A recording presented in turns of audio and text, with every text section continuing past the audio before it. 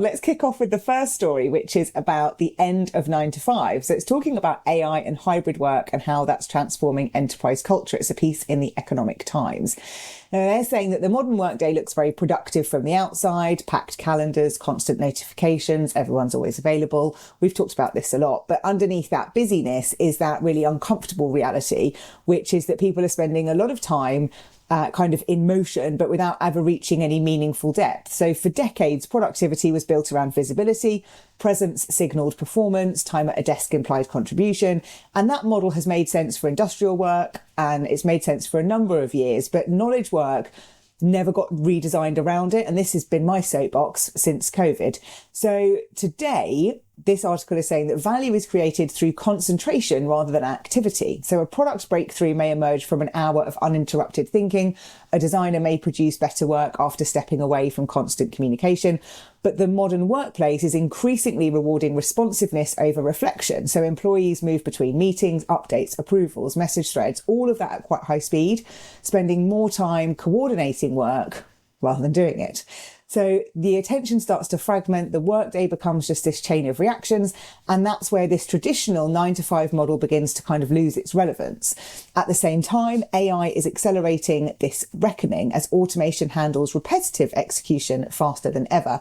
The real competitive advantage may shift toward judgment, creativity, and problem solving. These are all forms of work that depend heavily on clarity of thought.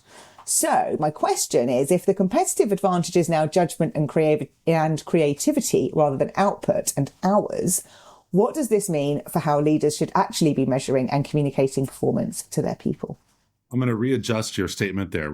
The competitive advantage is judgment and creativity rather than output and hours. I think it's leaders are the ones that are questioning that. I don't think they can get their mind around or their head around the fact that, oh, this is how we should be judging our competitive advantage, not are we producing this more, being more efficient here, these data signals.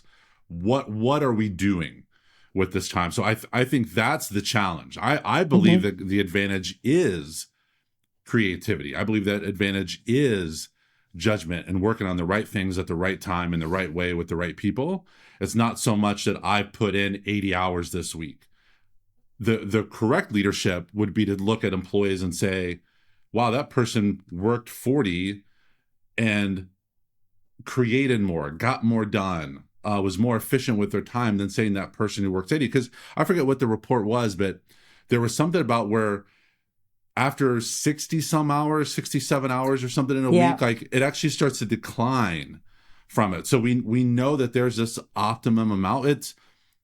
I don't believe in, never read the book that was like the 4-hour work week or whatever it was called. That didn't quite add up to me. I think that's being a bit liberal with things, but that's where I would question leaders. Look at the decisions your employees are making, what they're putting out, not necessarily how much and how long they're spending doing it. And I still think this is the transition that's really hard. So when I was reading the article, I was there's nothing necessarily new in here, but I think that the value piece around concentration rather than activity, the value around judgment and creativity rather than output, all of that has been around for a long time. But there is something about hybrid work that's going to nudge that, because can't do the presenteeism, and AI is going to nudge that because it's going to take away some of those tasks.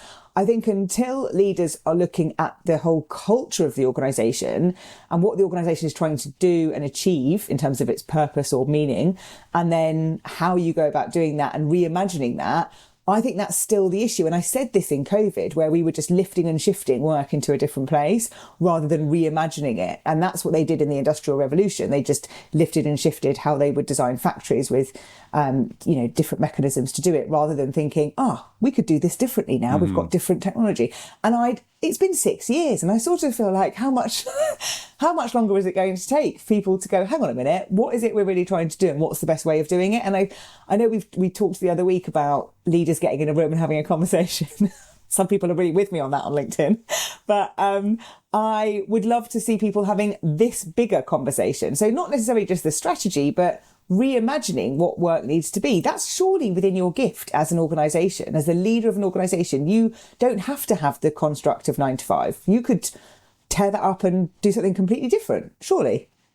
Let's be clear about one thing. People are with you on LinkedIn with a list of caveats.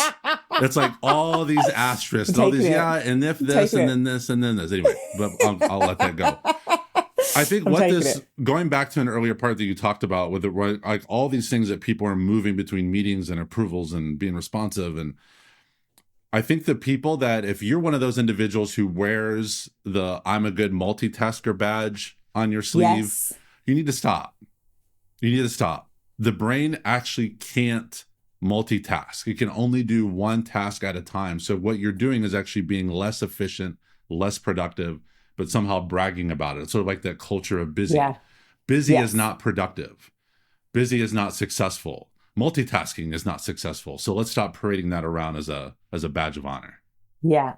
And if you want to read about that, there's a really good book called Busy by Tony Crabb, which I read about 10 years ago and have talked about ever since, where I first came across the data around multitasking and stuff. But it's excellent if you feel that you struggle with busyness.